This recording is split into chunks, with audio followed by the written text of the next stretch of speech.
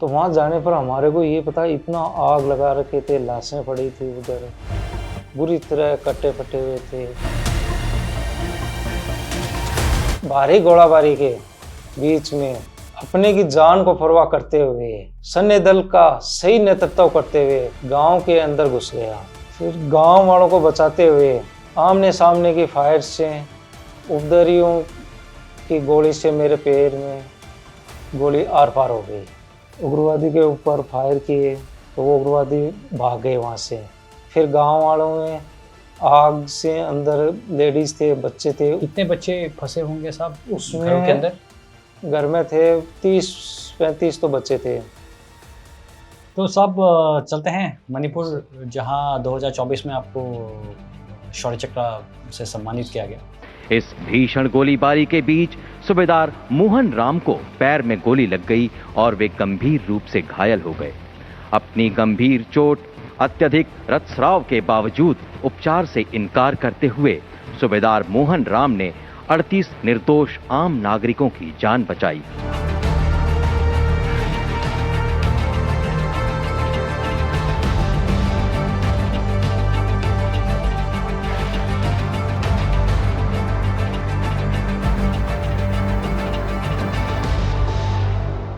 जय हिंद and welcome back to Monks and Warriors. इस 15 अगस्त को हम देश के इंडिपेंडेंस का 79th सालगिरह मनाएंगे और उसी उपलक्ष्य में हम आने वाले पूरे हफ्ते में गैलेंट्री अवॉर्डीज जो अभी भी सर्विस में हैं उनको प्रेजेंट करेंगे।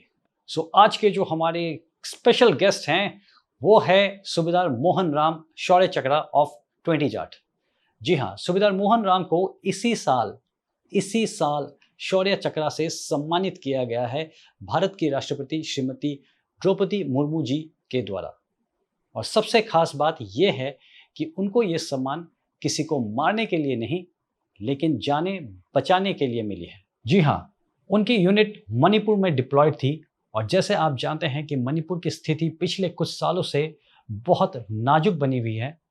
जनवरी 2024 में उन्होंने 38 लोगों की जानें बचाई जब उन पे बहुत भारी अटैक हो रहा था। सिविलियंस को बचाते वक्त उनके घुटने पे गोली लगी, लेकिन उन्होंने अपनी परवाह किए बिना उन सिविलियंस की सेफ्टी को प्रायोरिटी रखा। तो सुनते हैं सूबेदार मोहन राम, शौर्य चक्र 20 जाट की कहानी। जय भगवान, जाट बलवान, जय हिंद।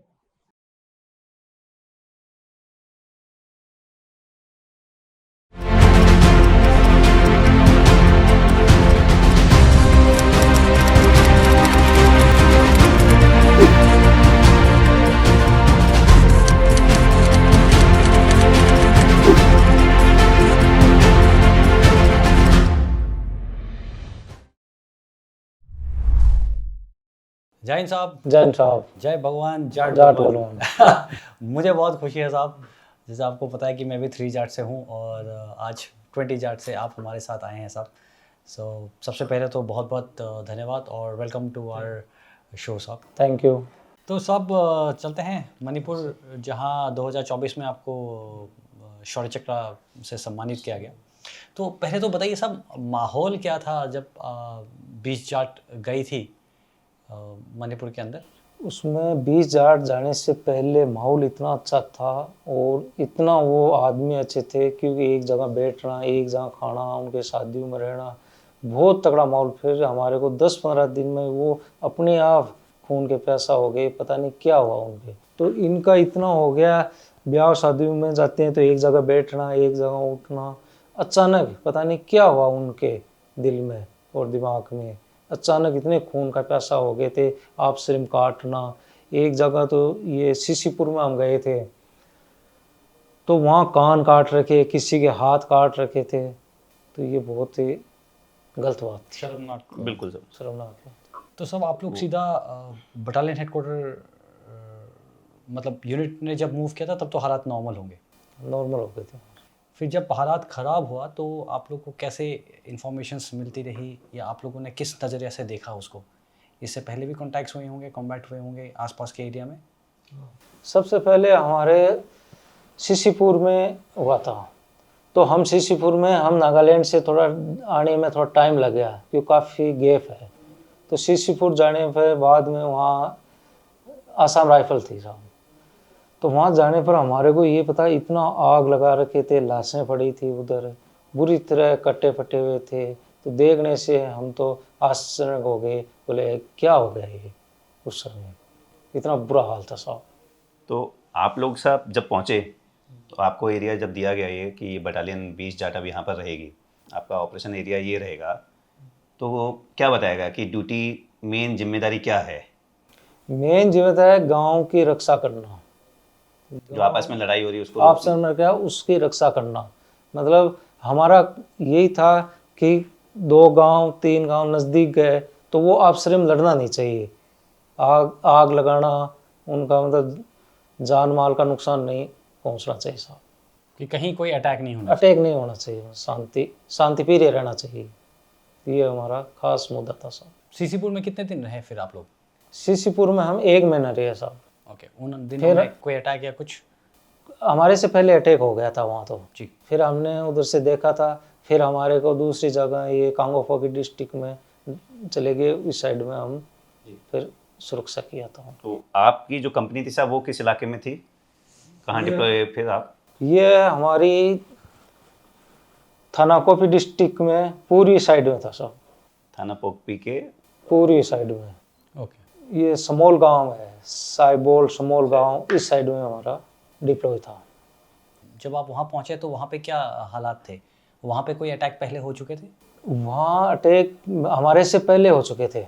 हम गए थे उस टाइम में कोई अटैक नहीं हुआ, हमारे से पहले हो चुके थे। फिर शांति हो गई, फिर दोबारा जब हम 13 फरवरी 2024 को ये दोबारा अटैक हुआ था। तो सब ये जो ऑपरेशन हुआ इसकी क्या खबर आई आपके पास? आपके पास पहले से खबर थी कि कुछ ऐसा होने वाला है या किस तरह से पता लगा आपको? हमारे पास पहले से कोई खबर नहीं थी। ये हमारा कंपनी कमांड में कंपनी 2IC की ड्यूटी कर रहा था उस टाइम में। मेरा कंपनी कमांडर साहब ने बताया कि समोल और साइबोल गांव में कुछ से अज्ञात उपद्रवियों ने हमला बोल दिया। ये दिन का टाइम, रात का टाइम? ये दिन का टाइम, सुबह 10 बजे के लगभग। ओके। तो हमने तुरंत 10 जवानों की टुकड़ी के साथ घटना स्थल पर पहुंच गए। तो आप और 10 जवान साहब या और भी कंपनी कमांडर भी थे? कंपनी कमांडर नहीं था, मैं अकेला ही था। तो अच्छा, आप अपने 10 जवानों को लेकर गए। तो घटना स्थल पर जाके स्थिति का हमने जायजा लिया। सबसे पहले तो उसे देखा तो साइबोल गांव में उपद्रवियों ने चारों साइड में घेर रखा था। कुछ उपद्रवियों ने घरों में आग लगा रखा था और कुछ उपद्रवियों ने उधर से फायर कर रहे थे। ये जिन्होंने घेर रखा था ये हथियार के साथ थे? हथियार के साथ थे और इनके पास से अलग अलग हथियार था। किसी के पास कुल्हाड़ी था, किसी के पास राइफल था, किसी के पास। लगभग कितनी नफरी रही होगी साहब? ये कम से कम 50-60। और साइबोल कितना बड़ा गांव है? साइबल में 50-60 घर। हाँ, 50-60 घर बसते सब। तो साइबोल के लोगों ने जाकर के उनसे लड़ाई नहीं की या? साइबोल वालों ने नहीं किया। बाहर से जो उपद्रवी जो आतंकवादी जो बने हुए हैं वो आके फिर उनको गांव को आग लगाना, जलाना, मारना, पीटना उनका काम था। तो जो दूसरा ग्रुप था वो लोग, उन्होंने इस गांव को घेरा और उसके घेरने के बाद में इनको आग लगा रहे होंगे और जला रहे होंगे या मारपीट कर रहे होंगे, तब आपको खबर आई और उसके बाद आप पहुंचे वहाँ? जब पहुंचे थे। ओके। जब हमारा कंपनी कमांडर ने ये बताया है कि गांव समोल और साइबोल दोनों गांवों में आतंकवादियों ने हमला कर दिया। हमने उसी से हमले का उद्देश्य था कि दोनों गांवों में आग से जलाना और जान माल को नुकसान पहुंचाना। तो हमने वहाँ जाके देखा तो गांव के जो समोल साइबोल गांव है उसके चारों साइड में उपद्रवियों ने घेराव डाल रखा था। कुछ से उपद्रवी घरों में आग लगा रखी थी और अंधाधुंध फायर कर रहे थे और उसको बचने के लिए लोगों ने कभी मतलब मकान और झाड़ियों का इस्तेमाल करते हुए छुप गए। फिर हमने थोड़ा नज़दीक जाके और एक प्लानिंग किया था। सबसे पहले तो हमने स्मॉल टीम का नियुक्त किया था, ताकि 2 टीम बन जाए, एक फायर देता रहे, एक आगे चलता रहेगा। फिर हमने उसमें ये देखा कि कितने उग्रवादी है, कौन कौन से हथियार से फायर हो रहा है और आम रास्ता कौन कौन से हैं। भारी गोलाबारी के बीच में अपने की जान को परवाह करते हुए सैन्य दल का सही नेतृत्व करते हुए गांव के अंदर घुस गया। फिर गांव वालों को बचाते हुए आमने सामने की फायर से, उपद्रवियों की गोली से मेरे पैर में गोली आर पार हो गई। अच्छा, आपके गोली लगी साहब जब ये आप बचाने की कोशिश कर रहे थे गाँव वालों को? मेरे पैर में गोली आर पार हो और गई। फायर फाइट भी चल ही रहा होगा आपके जवानों का और उनका? रक्तस्राव ज़्यादा होने से मैं घायल हो गया। घायल होते हुए भी हमारा ऑपरेशन है वो बढ़ता रहा। उसी समय हम सबसे पहले उग्रवादी के ऊपर फायर किए तो वो उग्रवादी भाग गए वहाँ से। फिर गांव वालों में आग से अंदर लेडीज़ थे, बच्चे थे, उनको बाहर निकाले थे। और फिर हमने अभी कितने बच्चे फंसे होंगे साहब उसमें घरों के अंदर? घर में थे 30-35 तो बच्चे थे। और एक घर के अंदर एक घर के, एक नहीं, अलग अलग घर में, अलग अलग घर? अलग अलग घर में टोटल 38 आदमी थे जी। उनको निर्दोषों को हमने जान बचाई। एक एक बच्चों को निकाल के और ट्रीटमेंट दिया और सही स्थान पे हमने उनको पहुंचाए। और तब तक आप साहब गोली लगने के बाद में भी आप बाद वहाँ में भी मैं रहे, बताते रहे, करवाते रहे ये सब करवाते कुछ? रहे थे। फिर बाद में मैं हेलीकॉप्टर से लिमाकोम एमएच में पहुंच गया। जब ये सारे इनको आप लेकर आए तब आप इवैक्यूएट हुए? हाँ, बाद में। आपका तो काफ़ी ब्लड लॉस वगैरह हो गया होगा? हाँ, ब्लड काफ़ी निकल गया, मैं तो बेहोश ही हो गया था, क्योंकि उस टाइम में सबसे मेन था गाँव वालों को बचाने के लिए। तो मैंने मेरी परवाह नहीं करते हुए मैं बाद में ट्रीटमेंट से हमारा ब्लड पूरा निकल गया था, बेहोश हो गया था, फिर गया था।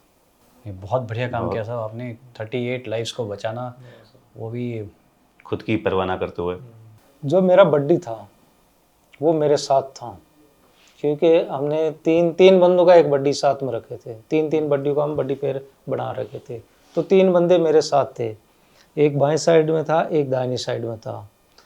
तो उनने क्या किया कि उस टाइम में पट्टी करने का टाइम नहीं मिला बिल्कुल ही, तो उन्हें एक हाथ से इसको हाथ से पैर को रख दिया था, हाथ पैर से, और दूसरा इससे पैर रख दिया। फिर हमने एक हाथ से फायर करते रहे, करते करते, हाँ ऐसे करते करते 5-10 मिनट में हम फायर करे, जब तक ये उधर हुए थे वो भाग निकले। फिर हमने आराम से पट्टी जो ये होता है अपना तौलिया पटका, इसको लेके और फिर पट्टी बांध के फिर हमने फिर बाद में और डॉक्टर आ गया था और फिर वो पट्टी लगा के लिमाको एमएच में भेज दिया था। कितनी देर ये फायर फाइट चला होगा? ये 5 और 10 मिनट 5 और 10 मिनट में पूरा ऑपरेशन खत्म हो गया था। पर चला ये कम से कम 1-2 घंटा कार्रवाई। जब कंपनी कमांडेंट ने जब आदेश दिया तो 1-2 घंटा तक पूरा पीरियड है इसका, और फायर फाइटिंग 5 या 10 मिनट के अंदर अंदर पूरा काम हो गया था। किस चीज़ की गोली लगी थी साहब? ये उनके हथियार है, मतलब AK-47 से थोड़ी मतलब लंबी गोली थी उसमें। आप फिट हैं? आपका घुटना? अभी मैं चलने में तो थोड़ा प्रॉब्लम आती है बाहर उठाने में, क्योंकि अभी मेरा पूरा आधा अंग सूना रहता है मेरा, तो अभी क्योंकि नसें ऐसे अभी जुड़ी नहीं है, इसलिए डॉक्टर ने बताया कि फरवरी में आपका प्लास्टिक की वो नसें डाल के और ऑपरेशन करेंगे। ओके, बट फिर भी साहब आपको ऐसा चलता फिरता देख के बहुत अच्छा बिल्कुल लगता है। एकदम साहब, और पूरी उम्मीद है मेरे को आप फिर से वो जो RPCHM ने बोला था वो फरवरी के बाद आप फिर दौड़ रहे दौड़ते होगे और नए रिक्रूट को बोले होगे कि अब तुम मुझे पकड़ जा। नहीं, बहुत बढ़िया साहब। इनफैक्ट आपके कौन से घुटने में लगी थी साहब? मेरे दाहिने साइड में। चलो साहब, आपका भी दाहिने घुटने में, मेरे भी दाहिने घुटने में गोली दाहिने लगी। घुटने को कवर करना पड़ेगा अगली बार। नहीं, बहुत बढ़िया साहब। तो साहब कुछ खास बताइए साहब जाटों के बारे में। जाट भागने और दौड़ने में बहुत ही कंफर्टेबल है। बहुत, मुझे बहुत तकलीफ बिल्कुल। हुई है। मैं भागने में अच्छा नहीं था और मैं जाट रेजिमेंट में फंस गया। पूरी लड़ाई जाटों ने दौड़ने में निकाल देती है। हाँ, दौड़ते दौड़ते पूरा जो भी है, फायरिंग, दौड़ना, घातक लड़ना, वॉलीबॉल खेलना, पूरा बास्केटबॉल उसमें खेलना, बास्केटबॉल करना, पूरा अभ्यास जाटों का दौड़ने में निकल जाते हैं। मैं एक छोटा सा इंसिडेंट बताता हूँ साहब अपनी यूनिट का। 19 राजस्व जब मैं गया तो हमारे एक बजरंग साहब हैं, बजरंग लाल ठक्कर साहब। तो वो गेम नहीं खेलते थे कोई, बास्केटबॉल वॉलीबॉल। तो मेरा सीनियर जैसे बोलते हैं कि साहब इतना लंबा आदमी है, बताओ जो है जाटों में कैसे जो गेम नहीं खेले। तो रोइंग की वैकेंसी आई, तो उनको बोला कि साहब यहाँ तो कुछ कर नहीं रहा, रोइंग के लिए भेज देते हैं। और वो ऐसे गए साहब कि फिर वो ओलंपिक तक गए। ओह, तो हाँ, और वो पहले इंडियन थे जिन्होंने एशियन गेम्स में गोल्ड मेडल जीता था। तो जाट मतलब गेम्स में तो बहुत ही अच्छे होते हैं। मैं भी अगर गेट में रंगरूटी काट के गेट पे गया था तो आरपी शेचम मिला था मेरे को। तो आरपी शेचम ने ये बोला, जवान दौड़ता रहे। अब मैं पूरे दिन दौड़ता रहा, बोला मिलेगा, बोला दौड़ता रहे, काम अपने आप मिलेगा। फिर थोड़ा दिन हुआ था, 1 महीना 2 महीना मैंने खूब दौड़ा, तो फिर क्रॉस कंट्री का वो आ गया था काम। बोला दौड़ता रहे, अपने आप काम आएगा, आपके पीछे भागेगा काम, आपको नहीं जाना है, आपका काम है दौड़ते रहना। हाँ। बिल्कुल। आप फौज में आना चाहते थे या कैसे हुआ आपका भर्ती? भर्ती मेरे पिताजी था 5 जाट में, तो उनने 71 की लड़ाई लड़ी थी और 62 की लड़ाई, दोनों लड़ाइयाँ लड़ रखी थी। तो उनने प्रेरणा दी थी, बोला भाई फौज में सबसे अच्छा तो होता है फिजिकल अच्छा होता है, और फिजिकल अच्छा होगा तो दिमाग अच्छा चलेगा। तो सबसे प्रेरणा यही मिली है। और हम गांव में छोटे छोटे बच्चे थे, तो हमारा कोई भी काफिला गाड़ियाँ चलती थी रोड पे, तो हम रोड पे आके हम सलूट मारते थे। तो हमने बहुत ही वो जो फौज की उससे कॉन्वॉय फौज जाती की थी साहब। सलूट मारते थे, तो हमारे को बहुत वो मिला था। बोला जाट का बहुत डिसिप्लिन अच्छा होता है फौजी आदमी का। कोई शक नहीं, कोई शक नहीं। आप, मैं इनफैक्ट 3 जाट का हूँ, बार बार बताता रहता हूँ कि 1965 में डोगराई पलटन है, जब इछोगल कनाल को 2 बार क्रॉस करके एकदम डोगराई पहुँच गए थे, बाटापुर शू फैक्ट्री के पास में। सो और कुछ बताइए ज़रा जाट रेजिमेंट के बारे में, कैसे होता है जाट रेजिमेंट? जाट रेजिमेंट एक खुला मतलब जाटों का इतिहास होता है सब, जिसमें कहीं भी जाता है तो नाम रहता है भला जाट है। जैसे हम मणिपुर में आगे गए थे, तो मणिपुर वाले लोग बोलते थे जेटी आ गए, भागो अंदर बढ़ जाओ, घरों में घुस जाओ, जेटी आगे, दूर से डरते थे। क्योंकि हमारा एम यही था कि कहीं भी दंगा फसाद हुआ है वहाँ पे फायर खोल दो। तो ये सोच के अंदर घुसा, कोई लड़ाई लड़ते थे तो आप सिर्फ भाग जाते थे, घरों में छुप जाते थे अपने। बोला ये जेटी आ गई, इसके नाम से पूरे घरों के अंदर हो जाते थे। 20 जाट का बताओ साहब कि 20 जाट की रेजिंग कब हुई? और 20 हर यूनिट के कुछ गेम होते हैं ना साहब कि इसमें बहुत बढ़िया है। 20 जाट 1985 में रेजिंग हुआ था। उसमें सबसे महत्व 20 जाट का गेम क्रॉस कंट्री रहा। हर गेम जाट का, जो 20 जाट का, वो नींव क्रॉस कंट्री से रहा सब। हर जगह जाते तो क्रॉस कंट्री से हम हर जगह ट्रॉफी उठाते। आज तक हमने क्रॉस कंट्री की ट्रॉफी ऐसा नहीं है भाई उठाया नहीं, हमने सबसे पहले क्रॉस कंट्री की ट्रॉफी उठाई। और हमारा कोई भी प्रोग्राम होता है तो हमारे राजस्थान वाले, यूपी वाले और हरियाणा वाले अलग अलग वेशभूषा में हम प्रोग्राम दर्शाते हैं हर रेजिंग डे में, और अच्छा प्रदर्शन करते हैं। तो आप जब रिक्रूट आपने ज्वाइन किया होगा यूनिट, कोई ऐसा किस्सा, जैसे आपने अभी बताया था कि आपको आरपी शेचम ने बोला था, ऐसा कोई और किस्सा जो आपके दिल के करीब है या जिससे आपको हमेशा प्रेरणा मिलती है या जो आपको याद रहता है? एक बार डोगराई कंपनी का हमारा कंपनी कमांडर रंगरू टीम था, तो उसका मैं भी कमांडर था, वो हमारा स्टोरमैन था। तो वो उधर चला गया और वो मतलब जाड़ तो था, चूरमा बना रखा था, तो उनका चूरमा खा लिया। चूरमा तो कमजोरी है। तो फिर उसको बताया भाई चूरमा किसने खाया, उसने तो मना कर दिया। फिर भाई पूरा मतलब अकेला तो नहीं खाया, सभी ने मिलके खाया था रंगरोटी में बांट के। पर फिर उसको बताया भाई पूरी जितनी भी रंगरोटी में जो प्लाटून है पूरा रोड मार्च करेंगे। तो 1 दिन 2 दिन हमने रोड मार्च किया, नहीं बताया। फिर बोला बोला चलो 3 दिन ये कोई मंदिर था कोई बड़ा उधर, बोला उसमें पानी भरोगे आप चम्मच चम्मचों, पूरा रात लग गया उसमें पानी चम्मचों से। चमचों से। बोला नहीं, लास्ट में बताया, बोला हम खाए 4-5 मिल के। फिर जाके कंपनी कमांडर ने बोला यार बता देते, हम छोड़ देते इस चीज़, खाने पीने की चीज़ में क्या। जी। लेकिन ट्रेनिंग में आगे तक याद रहती है सब, है ना। और एक पता भी लगता है कि कोर्स में देखो कितनी यूनिटी थी आपके साथियों में। चोरमान बहुत। सब आज के जो यूथ हैं, आपको बहुत सारे हमारे एस्पिरेंट्स देख रहे होंगे साहब, भारत के अलग अलग कोनों से। उनके लिए आप कोई एडवाइस, क्या एडवाइस देना चाहोगे? मैं तो उनको यही कहना चाहता हूँ कि फौज में आना चाहिए, उसको मतलब पता चल जाए फौज के बारे में क्या है, क्या रहना, क्या सहना, क्या करना, काम करना। तो फौज में आना जरूरी है। अब क्यों आना चाहिए साहब?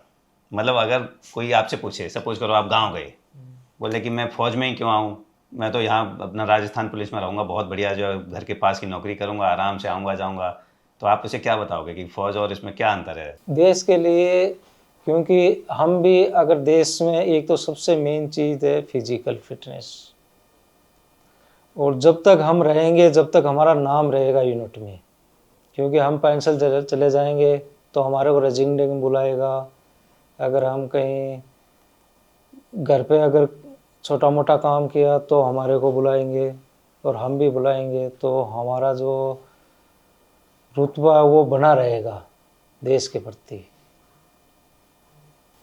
बिल्कुल परिवार बन जाता है साहब। परिवार बन जाता फौज है। में जो एक दूसरे के लिए देखभाल वाली, और मतलब मैं कहूँगा कि परिवार के साथ 1-2 महीने रहते हो, 12 महीने में छुट्टी मिलती है वो 1 या 2 महीने की, 10 महीने तो हम उसी जवान के साथ अपनी रेजिमेंट में, अपनी पलटन में है ना। तो फौज में जो लगाव है आपस में एक दूसरे से, ऑफिसर जेसीओ जवानों के बीच में जो लगाव है, ठीक है, लोग बाग घर जाते हैं, शादियों में जाकर अटेंड करते हैं, बच्चे की भी शादी होती है तब भी आते हैं कि अरे मेरे साथ वाले, मेरी पलटन वाले आए।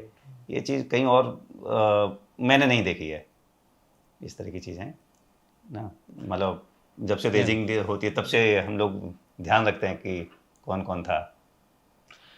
तो साहब आज के जवानों को अगर आप कुछ एडवाइस देना चाहोगे कि आपके जैसे कैसे शौर्य बनना है? दौड़ते रहना है। तो सबसे एडवांस मेरा तो यही है, जो फर्स्ट में जो आरपीसी तुमने बताया है कि दौड़ते रहना। काम तो मैं कोई अपने ढूंढेगा। आप काम अपने आप आ जाएगा, दौड़ना नहीं छोड़ना। सब बहुत बहुत धन्यवाद साहब, बहुत मज़ा आया आपके साथ बात करके। एंड हम आपको और 20 जाट के सबको, बिल्कुल, और सिर्फ 20 जाट क्यों, पूरे जाट जाट रेजिमेंट रेजिमेंट को दिल से शुक्रिया अदा करना चाहते हैं और गुड विशेस देना चाहते हैं साहब। Thank you sir. आप इसी तरह बढ़िया काम करते रहिए। एंड थैंक यू साहब। जय हिंद साहब। जय हिंद सर। जय हिंद साहब, जय हिंद जय हिंद साहब। सर।